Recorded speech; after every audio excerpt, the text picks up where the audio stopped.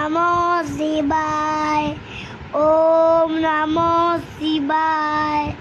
ওম নমো শিবায়।